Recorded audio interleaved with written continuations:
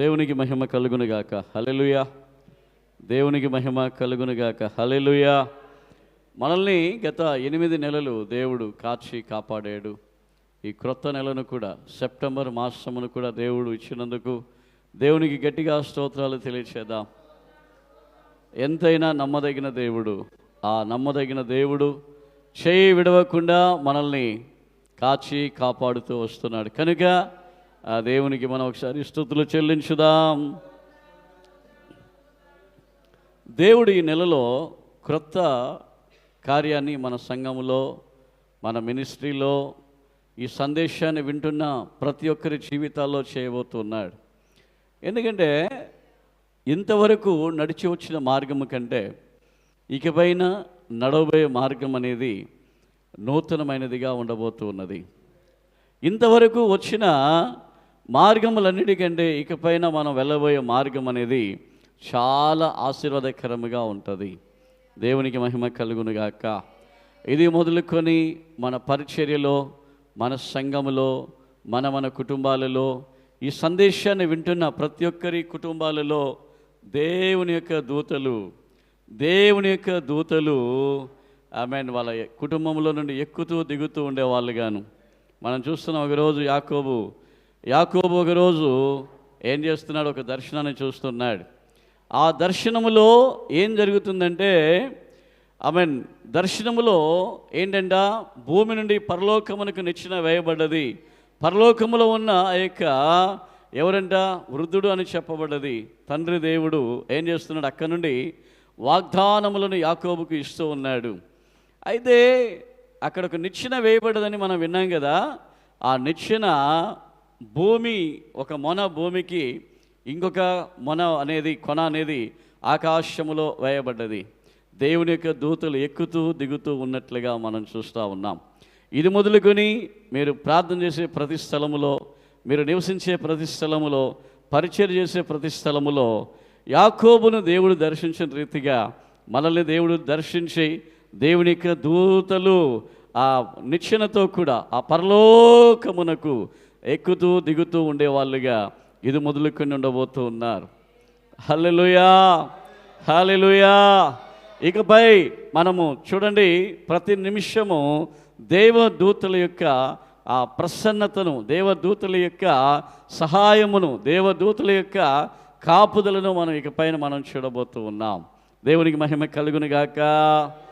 ఆదికాండము 24వ అధ్యాయంలో 7వ వచనాన్ని మనం చదువుకుంటూ ఉన్నట్లయితే, ఆదికాండము 24 7వ వచనములో 2వ భాగాన్ని మనం చదువుతూ ఉంటే, పరలోకపు దేవుడగు యెహోవా తన దూతను నీకు ముందుగా పంపును. అద్భుతమైన ఒక మాటను అక్కడ చెప్తా ఉన్నాడు. పరలోకపు దేవుడైన యెహోవా తన దూతను నీకు ముందుగా పంపును. The Lord of heaven shall send his angels before thee అనే ఒక మాటను మనం చూస్తూ ఉన్నాం. అంటే దీనికి అర్థం ఏంటంటే, ఒకప్పుడు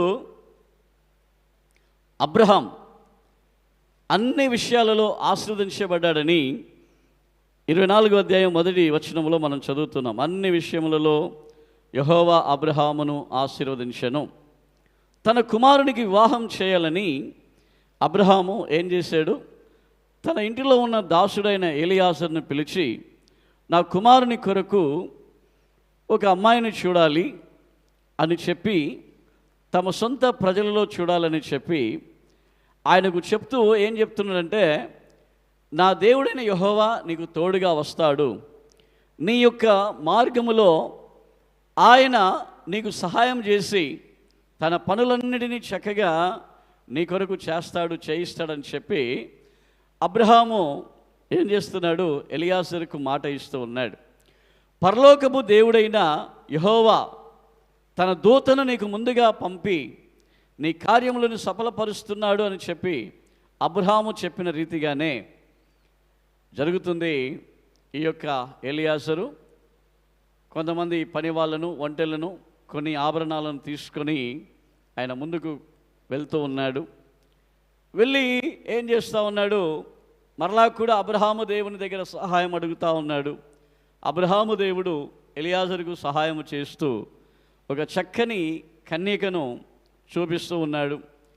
ఈయన ఆనవాళ్ళు అడిగినట్లుగానే ఆ అమ్మాయి కూడా అక్కడ చేయడం మనం చూస్తూ ఉన్నాం. మీరు గమనించాలి, దేవుని యొక్క దూత ఒక వ్యక్తికి తోడుగా ఉంటే, పరలోకపు దేవుడైన యెహోవా నీకు తోడుగా నాకు తోడుగా ఒక దూతను పంపిస్తూ ఉన్నట్లయితే మన కార్యములన్నీ సఫలమవుతూ ఉన్నాయి. హల్లెలూయా. నీ కార్యములు, నీ పనులు ఏవై ఉన్ననో ఆ పనులన్నిటిలో ఫెయిల్యూర్ లేకుండా, ఆ పనులన్నిటిలో ఓటమి లేకుండా, ఆ పనులన్నిటిలో పరలోకపు యొక్క దూత ఏం చేస్తున్నాడు? అక్కడ సహాయము చేస్తూ ఉన్నాడు. దేవునికి మహిమ కలుగునుగాక, దేవునికి మహిమ కలుగునుగాక. మాత్రమే కాదు, ఈ దూతలు చేసే ఒక అద్భుతమైన పని ఒకటి ఉన్నది. మత్తయి సువార్తలో అంటాడు, మత్తయి సువార్తలో మనం చూస్తూ ఉంటే ఏమంటాడంటే 18వ అధ్యాయంలో 10వ వచనములో ప్రతి ఒక్కరి కొరకు దూత నియమించబడ్డాడు. ప్రతి ఒక్కరి కొరకు, ప్రతి ఒక్కరికి ప్రత్యేకంగా ఏంజల్ ఆఫ్ గాడ్, దేవుని యొక్క దూత ఉంటాడని మనం అక్కడ గమనిస్తూ ఉన్నాము. అయితే ఈ దూతలు మనకి ఏం చేస్తారండి? ఈ దూతల వలన మనకు కలిగే సహాయం ఏంటి? ఈ దూతలు మనకి ఏం చేస్తారు అని చెప్పి మనం చూసేటప్పుడు, ఎవరైతే దేవునికి భయపడుతూ ఉన్నారో వాళ్ళ చుట్టూ ఈ దూతలు ఉంటారు. ఏం కావాలా? దేవునికి ఏం చేయాలా? భయపడాలా. 34వ కీర్తన 7వ వచనం చెప్తాడు, దేవునికి భయపడే వాని చుట్టూ దేవుని యొక్క దూతలు కంచెగా కాపుదలుగా వస్తారు. కాబట్టి మనం దేవునికి భయపడి ఆయన ఆజ్ఞల ప్రకారంగా మనం జీవిస్తూ ఉన్నప్పుడు, ఆయన యందు భయభక్తులు కలిగి మనం ఉండేటప్పుడు మన కొరకు నియమించబడ్డ దూత తప్పకుండా మనతోనే ఉంటాడు. కాబట్టి మనం ఒంటరి వాళ్ళము కాదు. మనం ఎవరం కాదు, ఒంటరి వాళ్ళం కాదు. మనతో కూడా దేవుడు ఉన్నాడు, దేవుని యొక్క దూత ఉన్నాడు, ఆమేన్, పరిశుద్ధాత్ముడు ఉన్నాడు, యేసయ్య ఉన్నాడు. నేను ఒంటరి వాడిని కానే కాదు. దేవునికి మహిమ కలుగునుగాక.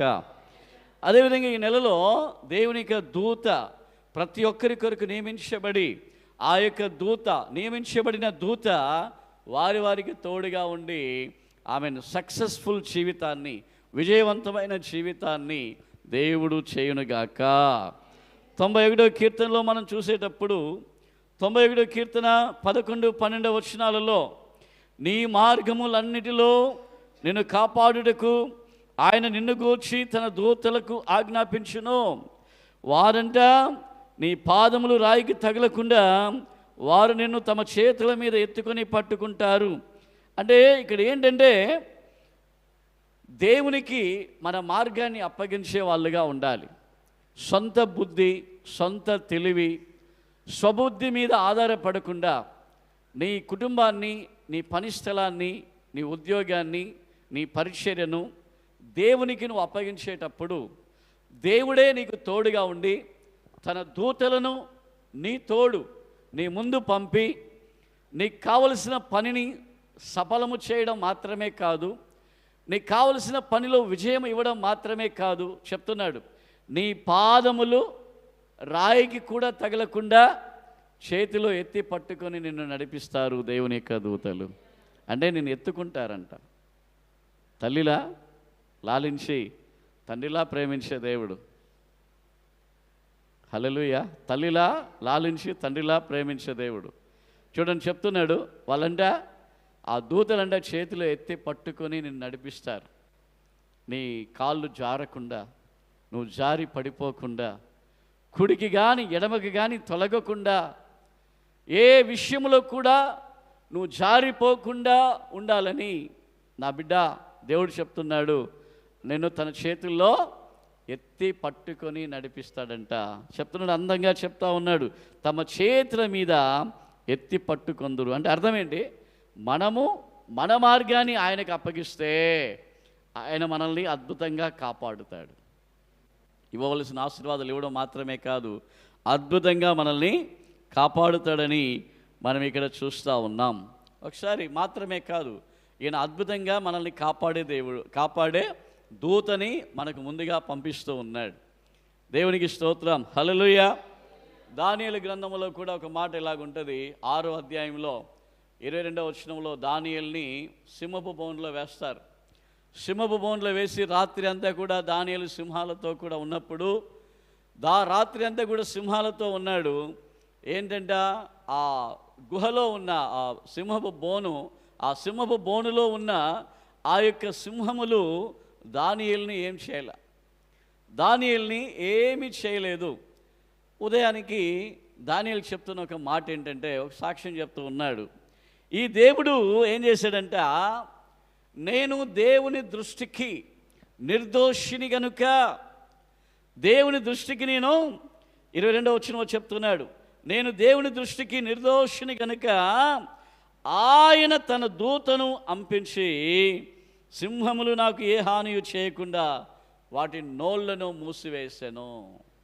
ఎంత అద్భుతమైన మాట చూడండి. ఒక సింహం కాదు అక్కడ ఉండేది, 2 సింహాలు కాదు.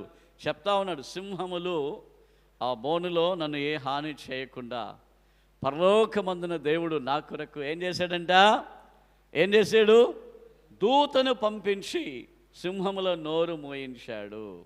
అక్కడ ఒక కారణం చెప్తున్నాడు, నేను నిర్దోషిని కాబట్టి. ఎప్పుడు మనం నిర్దోషులుగా ఉంటాం?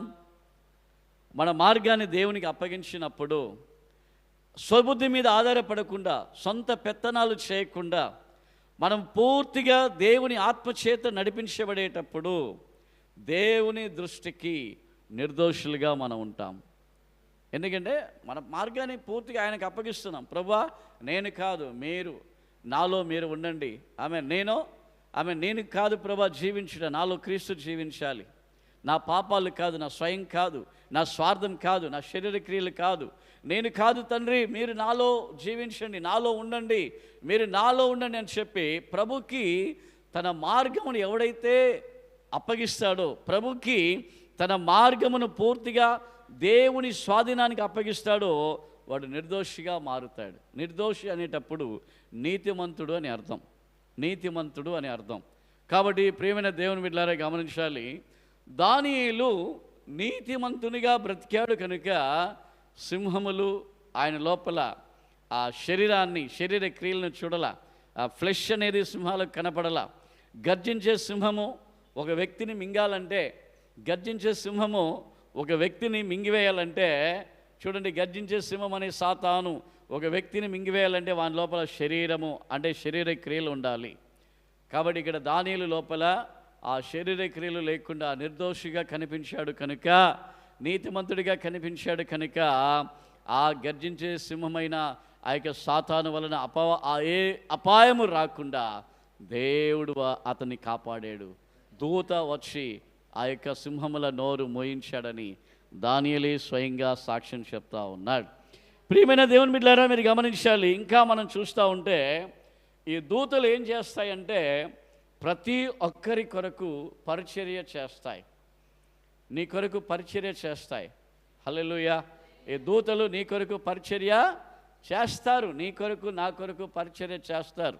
నీ కొరకు నియమించబడ్డ దూత అని మనం ఇందాకే మత్తయి సువార్తలో మనం చూసాం. నీ కొరకు నా కొరకు నియమించబడ్డ దూత నీ పనులను చేయడానికి బైబిల్ చాలా ఆధారాలు ఉన్నాయి. ఇప్పుడే మనం చూస్తున్నాం ఎలియాజరు యొక్క పనిని చేయించడానికి. చాలా విషయాలు మనం గమనిస్తూ ఉన్నాం.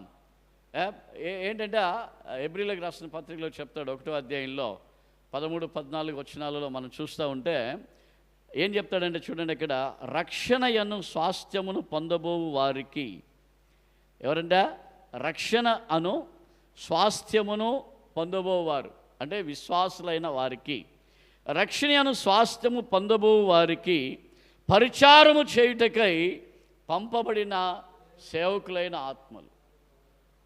అంటే అర్థం ఏంటంటే ఈ యొక్క దూతలు మనకు పరిచర్య చేయడానికి దేవుని ద్వారా నియమించబడ్డారు. నమ్ముతున్నారా? మీరు ప్రార్థన చేస్తే మీ ప్రార్థనను పరలోకానికి తీసుకుని వెళ్ళి ఆటంకాలన్నీ పరలోకానికి తీసుకుని వెళ్ళి పరలోకము నుండి జవాబును తీసుకుని వచ్చే పని దేవుని దూతలు చేస్తూ ఉన్నారు. మాత్రమే కాదు, కింద మనం చదువుకున్నాం, మీరు గమనిస్తే ప్రియమైన దేవుని బిడ్డలారా, మన ప్రార్థన పరలోకానికి తీసుకుని వెళ్ళడం మాత్రమే కాదు, మనకు సువార్తలో సహాయము చేస్తారు. సువార్త పని చేసేటప్పుడు, మీరు వెళ్ళేటప్పుడు, వచ్చేటప్పుడు. అందుకే మనం ఇందాక చదివాం ఏంటంటే 91లో మనం చదివాం కదండి. 91లో మనం చదివాం, నీ పాదములు రాయికి తగలకుండా వారు నిన్ను చేతిలో ఎత్తి పట్టుకుంటారు. అంటే మనకు ప్రార్థనకి, మనకు రాకపోకడలకి మాత్రమే కాదు, స్వార్థ చెప్పే టైంలో మాత్రమే కాదు, యుద్ధం చేసే టైంలో, అన్ని సమయాలలో నీ కొరకు నా కొరకు సహాయం చేయడానికి దేవుడు ఆయన దూతను నియమించి ఉన్నాడు. గట్టిగా చెప్దామా హల్లెలూయా. చూడండి, మీరు గమనిస్తే ప్రియమైన దేవుని బిడ్డలారా, ఈ దూతలు ఎలాగున్నారో, ఇంకా ఏం పని చేస్తున్నారో మనం చూద్దాం. ఎలీషా యొక్క కాలంలో 2 రాజుల గ్రంథము 6:17లో ఎలీషా యొక్క కాలములో శత్రువుల నుండి కాపాడడానికి అక్కడ చూడండి గెహాజీ యొక్క కళ్ళను తెరిచినట్లుగా మనం గమనిస్తూ ఉన్నాం. చూడండి, పర్వతము చుట్టూ కూడా శత్రువులు వచ్చినప్పుడు గెహాజీ అంటాడు, ఏలినవాడా, చాలామంది శత్రువులు మనకు వ్యతిరేకంగా వచ్చారు, మనం ఏం చేద్దాము, మనతో ఎవరు లేరు అంటే, అప్పుడు ఎలీషా ప్రార్థన చేస్తాడు.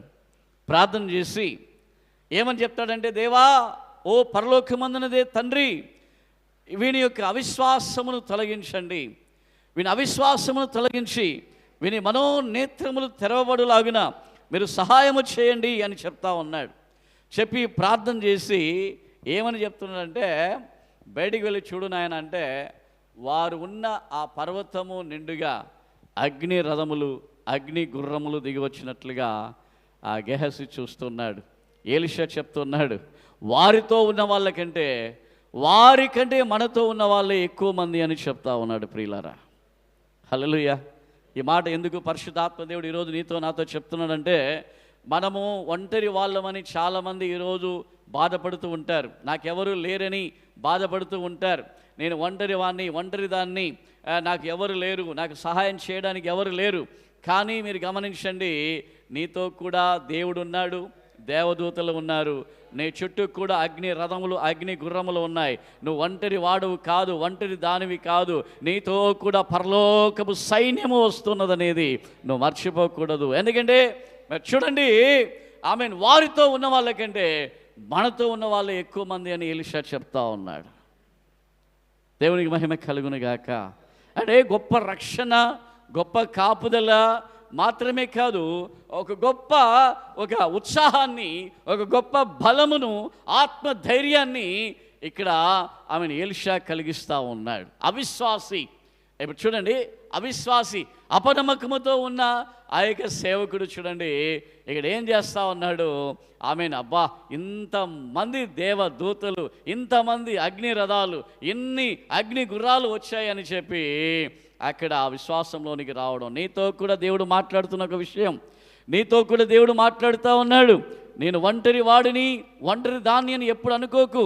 ఒంటరివాడు 1000 మంది అగునట్లుగా, ఎన్నిక లేనివాడు బలమైన జనమగునట్లుగా నా దేవుడు మార్చబోతున్నాడు. ప్రియా దేవుని బిడ్డ, కాబట్టి నేను ఒంటరి దాన్ని అని ఎప్పుడు కూడా నువ్వు సనుగవద్దు, గొనగవద్దు.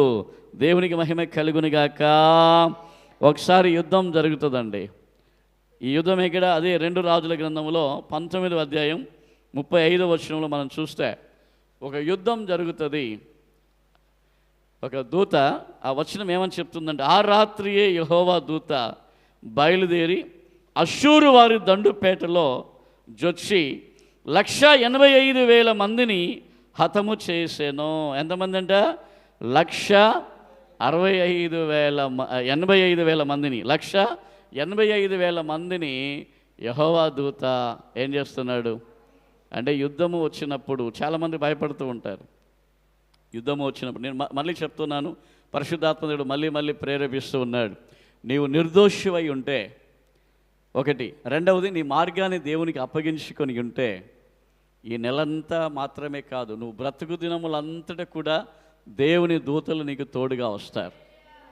నువ్వు నిర్దోషిగా ఉండి, నీతిమంతునిగా ఉండి, నీ మార్గాన్ని దేవునికి అప్పగించుకొని ఉంటే ఈ దూతలు, అగ్ని రథాలు, అగ్ని గుర్రాలు నీ చుట్టూ ఉంటాయి. నువ్వు ఒంటరి దానివి కాదు. ఎక్కడికి వెళ్ళినా నేను ఒంటరిగా నేను మాట్లాడుతున్నాను అనుకోవద్దు. నా నోటిలో దేవుడు ఆయన మాట నుంచి మాట్లాడుతున్నాడని అనుకో. హల్లెలూయా. అలాంటి విశ్వాసంలోనికి రావాలి. దేవుడు నీ నోటిలో ఆయన మాట నుంచి ఆయన మాట్లాడబోతూ ఉన్నాడు. దేవుని యొక్క దూతలు నువ్వు వెళ్ళే మార్గంలో, నువ్వు రాకపోకల్లో వెళ్ళే మార్గంలో, ప్రతి స్థలంలో, ప్రతి సమయంలో అధికారులకు ముందు దేవునికి మహిమ కలుగునుగాక. ఎక్కడ? అధికారులకు ముందు మాత్రమే కాదు, ఆమె గొప్ప గొప్ప స్థలాలలో దేవుడు నీతో కూడా ఉండి గొప్ప కార్యాలు చేయబోతున్నాడు. అనేక సందర్భాలలో పౌలుతో కూడా దేవుడు ఉండి ఆమెను గొప్ప గొప్ప వ్యక్తుల మధ్యలో, గొప్ప గొప్ప రాజుల మధ్యలో ఆమెను గొప్పగా ధైర్యముగా, తన దగ్గర ఏమీ లేకపోయినా ఆమెను దేవుని యొక్క దూత సహాయముతో గొప్పగా మాట్లాడి అనేకమైన స్వార్థలను చేశాడు. ప్రాణ అపాయకరమైన పరిస్థితులు ఎదురైనప్పుడు, మరణకరమైన కార్యములు కూడా ఎదురైనప్పుడు పౌలు చూడండి దూత సహాయముతో కూడా. ప్రియమైన దేవుని బిడ్డలారా, మీరు గమనించాలి. ఆమెన్. స్టెఫన్ యొక్క జీవితంలో కూడా మనం చూసేటప్పుడు కేవలం వంటవాడైన స్టెఫన్, వంట పని చేసే స్టెఫన్ కూడా మనం చూస్తూ ఉంటే అతను స్వార్థపై ఉన్న వైరాగ్యముతో, దేవుని పైన వైరాగ్యముతో మీరు చూడండి ఆయన ప్రసంగించేటప్పుడంట అక్కడున్న వారి అందరికీ ఆయన ముఖము దేవదూత ముఖము వలె కనపడ్డదంట. దేవునికి దూతలు స్టెఫనుకు సహాయము చేస్తూ ఉన్నారు. ప్రియమైన దేవుని బిడ్డలారా గమనించాలి. ఆమె నిశ్చయముగా దేవుడు మనకు సహాయము చేస్తూ ఉన్నాడు. ఆమేన్, ఆమేన్, ఆమేన్. మనం ఎలా ఉండాలి? నిర్దోషిగా ఉండాలి. మన మార్గము ఆయనకు అప్పగించాలి. అప్పుడు మనం ఒంటరిగా కాదు, మనతో కూడా దేవుని దూత ఉండి మనల్ని నడిపిస్తాడు. కాపుదల ఉంటుంది. పాదములు రాయికి తగలకుండా చూసుకుంటాడు. ప్రార్థనకు సహాయం వస్తుంది. యుద్ధ సమయాలలో సహాయం చేస్తాడు. ప్రియమైన దేవుని బిడ్డలారా, ఆమె మాత్రమే కాదు, ఆమె ఈ యొక్క దేవునికి దూత ఈ నెలంతా నీకు నాకు తోడుగా ఉండి, మన సంఘాలకు మన పరిచర్యకు తోడుగా ఉండి అద్భుతముగా నిన్ను నడిపించునుగాక. తోకగా కాకుండా తలగా చేయనుగాక, కిందివాడిగా కాకుండా పైవాడిగా చేయనుగాక, నిన్ను గొప్పగా దీవించునుగాక. ఆమేన్. హల్లెలూయా, హల్లెలూయా. కాబట్టి మనం ప్రార్థన చేసుకుందాం. మహోన్నతుడా, శివాధిపతి, మీకు వందనాలు. ఈ వాగ్దానాన్ని మీ చేతికి అప్పగిస్తూ ఉన్నాము తండ్రి. The Lord of heaven shall send his Angel before thee. పరలోకమందున్న దేవుడు, పరలోక దేవుడైన యెహోవా తన దూతను నీకు ముందుగా పంపును అనే మాటను తండ్రి ఈరోజు మేము ధ్యానించాం. ఈ సెప్టెంబర్ నెల అంతా కూడా తండ్రి దేవదూతల సహాయముతో మా పనులు, మా కార్యములు, మా యొక్క పరిచర్య ప్రభాదికి ముందుకు కొనసాగబడునుగాక. ప్రభా ఏంజెల్స్ మినిస్ట్రీగా మా యొక్క పరిచర్య ఉండునుగాక. మా కుటుంబాలలోనూ ఈ వాక్యాన్ని వింటున్న బిడ్డల యొక్క కుటుంబాలలో ఈ యొక్క తండ్రి ఇదిగోనైనా స్తోత్రములు తండ్రి, ఈ యొక్క యూట్యూబ్ ద్వారా ఎవరెవరైతే వింటున్నారో ప్రభాదికి వారందరూ కూడా తండ్రి దేవదూత తోడుగా ఉండి వారి బలహీనతలు, వారి ఆటంకాలు, వారి అవిశ్వాసము, వాళ్ళ అపనమ్మకం అంతా కొట్టివేసి పరలోకమందున దేవుడు వీరికి తోడుగా ఉండి నడిపించునుగాక. మీకే మహిమ కలుగునుగాక.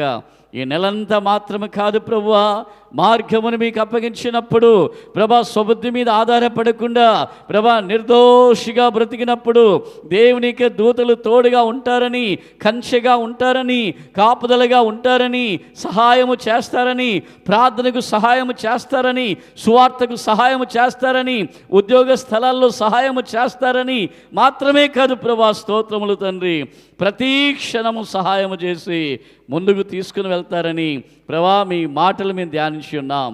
ఈ పరలోక దూత ప్రభాదిగు తండ్రి ప్రభు అయిన యేసుక్రీస్తు వారిని మేము చూస్తూ ఉన్నాం. నాయన మీ యొక్క ప్రభ సన్నిధి, మీ ప్రసన్నత, మీ మహిమ మాకు తోడుగా ఉంచి నడిపించుదురుగాక. మీకే మహిమ, స్తుతి, ఘన, మహిమ యావత్తు మీకు చెల్లిస్తూ ఉన్నాం.